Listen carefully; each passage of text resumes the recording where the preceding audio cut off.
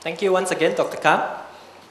Now, I'm very pleased to invite Mr. Sammy Long to present the main segment of today's program, which are the tax implications arising from the 2010 budget proposals and update of recent corporate and individual tax developments. Let us welcome Mr. Sammy Long on stage. Thank you, Winston. President, ladies and gentlemen, good afternoon. If we can recall, a year ago, we could see no end to the recession. Everybody was speculating how low our stock market will go, how low Dow Jones will go. I have friends who told me that the STI will go down to below 1,000. That was 1 year ago. Now things look very different. We are talking about growth, and the Wall Street banks are again announcing record bonuses. And I must confess that this recession actually helped me get back on my feet. 6 months ago, they repossessed my car. So, ladies and gentlemen, for the next hour and a quarter, we'll look at the recent budget proposals, what are the implications, and also talk about some recent developments. Before the budget, a lot of people were proposing to the minister for a fall in corporate tax rate. Fortunately or otherwise, the minister did not announce a fall. So the corporate tax rate remains at 17%. But if you look at how far we have gone in a corporate tax development, some of you will recall, probably 1/3, the others are too young, that up to YA 1986, our corporate tax rate was 40%. And we have come all the way down from 40% exactly 26 years ago to 17%, less than half the corporate tax rate then. So we have actually reduced our corporate tax phenomenally. However, we are not the only country that reduces corporate tax rates.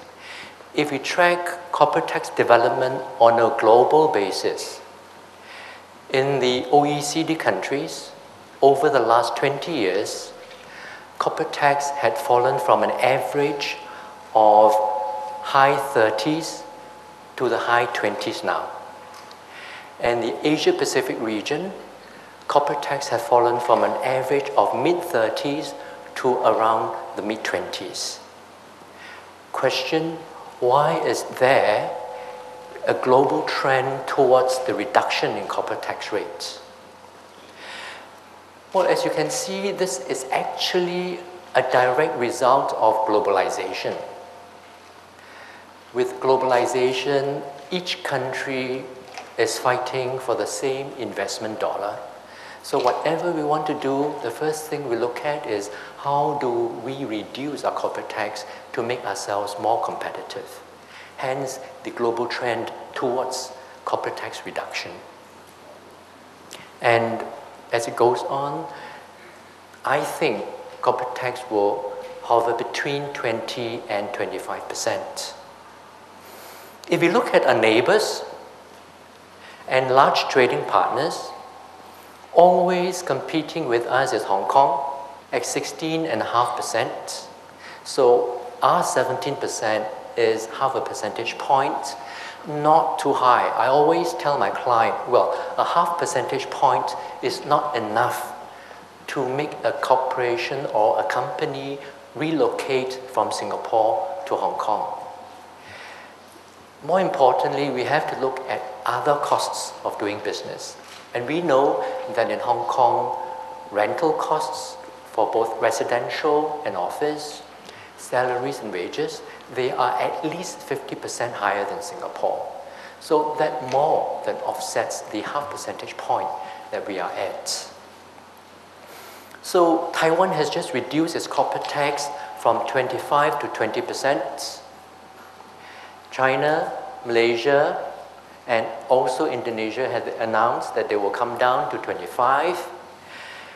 UK, 28, and hovering around 30, India, Thailand, Indonesia, Japan.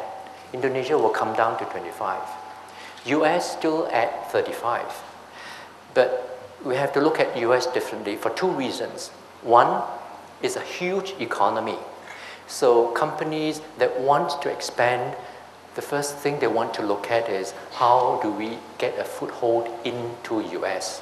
So even though the corporate tax is higher, but because of its huge economy, it is still something that entrepreneurs would want to look at when they want to expand on a global basis. And of course, the other reason we know is that it has to raise funds to fund two wars. They have announced that they will withdraw from Iraq middle of the year, but they still have Afghanistan, and I think they're spending like 500 billion a year. So that's a lot of money. Hopefully they can balance the budget, otherwise we may be into another round of recession. Now, you may question, why am I putting Ireland there? Ireland is neither a large trading partner nor a neighbor. But Ireland is in the corporate tax horizon because Ireland was very aggressive in reducing its corporate tax. Its corporate tax was around 30%, and when the European Union said that they cannot have two rates of tax, one for domestic, one for offshore activities, they very aggressively reduced the tax rate to 12.5%. So a lot of our business people, a lot of our entrepreneurs have actually made representations to MOF to be as bold as Ireland, reduce corporate tax to 12.5%, if not 12.5%, then maybe 15%. Those people who make very strong representations, I want to remind them whether they remembered what happened when our corporate tax was reduced to 20 to 18%. The minister said that with a reduction in corporate tax rate, we have to make up for the shortfall, and GST was increased by 2%. So if we want our corporate tax rate now to reduce to 12%, GST will go up to 12%. So be careful what we ask, because don't forget, we still have a PAP government, so you have to pay and pay if you get something. Now, the other point that the representations forget is to ask ourselves, when Ireland reduces its corporate tax to 12.5%, what is the VAT? The European equivalent of a GST. In Ireland, the VAT is 21%. So I think we must be very careful to ask for a big reduction in corporate tax. And I think we should, maybe ICPAS provide some tax resource to our opposition parties.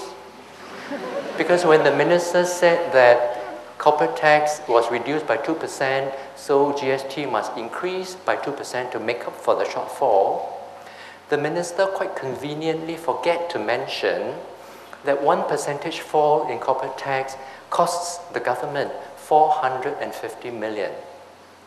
But 1% rise in GST gets the government 1 billion.